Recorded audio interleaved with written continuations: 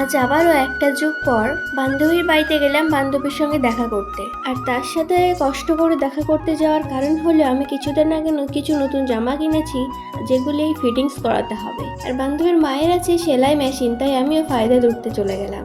এরপর জামাগুলো আমার বডির সাথে ফিটিংস করা হয়ে গেলে বান্ধবী বলল, কিছুক্ষণ বস, আমি তোর জন্য পাস্তা বানিয়ে আনছি।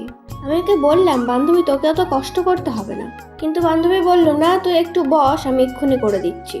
আমার বান্ধবী হয়তো বুঝতে পেরেছিল আমি প্রথমে না করার পেছনে আমার সম্মতিই জানাচ্ছিলাম যে সে যেন পাস্তাটা বানিয়ে আমাকে খাওয়ায়। আর আমার নানা করার কারণ হলো সামনে কাকিমা বসেছিল, তাই একটু তো নানা করতে হয় বলো। আর এরপর বান্ধবী পাস্তা বানানোর জন্য যেসব জিনিস লাগে সেগুলি রান্নাঘরে গিয়ে ঝটাপটা কেটে নিল। এরপর পেঁয়াজে টমেটোগুলোকে ভালো করে ভেজে নিল। ও যেভাবে রান্না করছিল আমি বসে বসে ভাবছিলাম যে আমার বিয়েতে রান্নার দায়িত্ব ওকেই দেব। সব কিছু ভালোভাবে ভাজার পর বান্ধবী দুটো ডিম নিয়ে আসলো।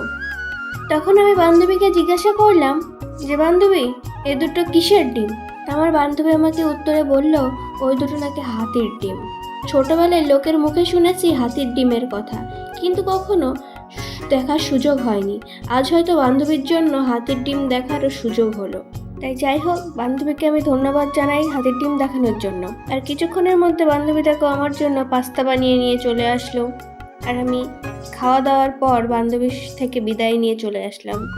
আর আসার সময় বেচারি বুঝতে পারিনি আমার ক্যামেরাটা অন ছিল, যখন বুঝতে পারলো তখন দৌড় মারলো।